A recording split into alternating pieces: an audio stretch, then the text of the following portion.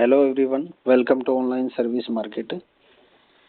तो आज स्टार्ट करते हैं एक और इन्फॉर्मेशन के लिए। ये इन्फॉर्मेशन है दोस्तों ईएसएम कैटेगरी से रिलेटेड। क्या है पूरा का पूरा मामला देखेंगे। ये आप देख सकते हैं हिम्मत सिंह जो एचएसएससी के चेयरमैन हैं, उन्होंने एक ट्वीट किया है। पहले ट्वीट देख लेते हैं। Dear candidate, on the request of candidate, various department commission has sent its clarification to all the departments the selection of non-ex-service candidate against the post reserved for ex-servicemen for the various posts against various advertisement under CET Group C of various department of Haryana will be done in a way that if suitable candidate of serviceman not available in particular category, then the vacancy be filled from amongst the same category of candidates। ये पूरा का पूरा मामला क्या है दोस्तों कि जो कुछ कैटेगरी अभी आप ग्रुप सी के रिजल्ट आया था बहुत से अलग अलग डिपार्टमेंट के अलग अलग पोस्ट के लिए। अब क्या हुआ, कुछ पोस्टों पे एक्स सर्विसमैन की खाली रह गई हैं, ये पोस्टें अवेलेबल ही नहीं है। तो ये पोस्ट अब वैकेंट है।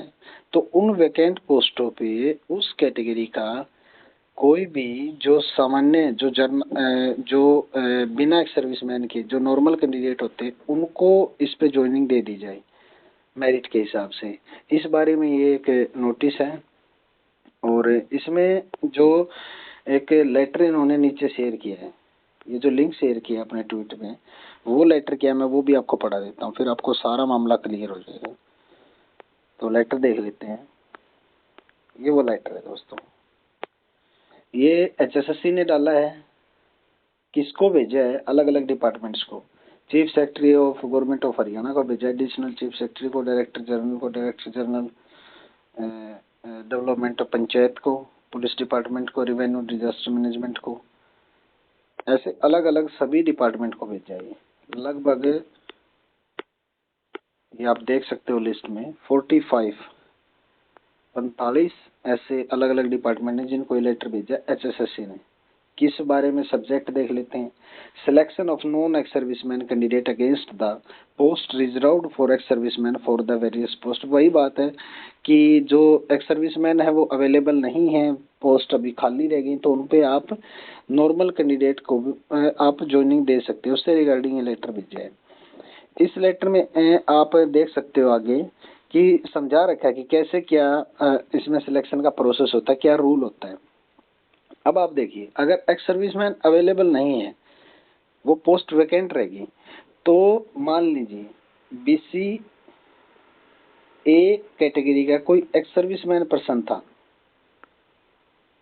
मान लो पुलिस के कांस्टेबल के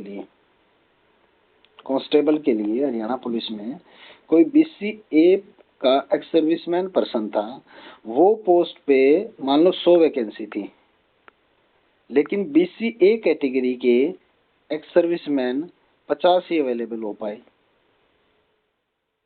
समझ गए मेरी इतनी बात? तो 50 पोस्ट वैकेंट हैं। तो आप यहाँ पे जो वैकेंट पोस्ट हैं अवेलेबल तो है नहीं, एक्स सर्विसमैन और तो आएंगे नहीं। अब ये जो 50 वैकेंट पोस्ट हैं, इन पोस्टों पे आप बीसी ए का एक्स सर्विसमैन था, उसमें बीसी ए का नॉर्मल कैंडिडेट को आप इन 50 पोस्टों पे ज्वाइनिंग दे दो। ये है पूरा मामला। कोई बीसी बी में अगर पोस्ट खाली हैं तो बीसी बी को दे दो आप एक्स सर्विसमैन की। यानी सेम जो हॉरिजॉन्टली जो रिजर्वेशन की पॉलिसी होती है उसके हिसाब से आप उस बंदे को ज्वाइनिंग दे दो। जैसे एग्जांपल दे रखा है, बीसी ए का ईएसएम है, वो अगर वैकेंट रह जाती तो बीसी ए के ईएसएम की जगह बीसी ए का नॉर्मल कैंडिडेट को आप ज्वाइनिंग दे दो। कोई जर्नल का है ईएसएम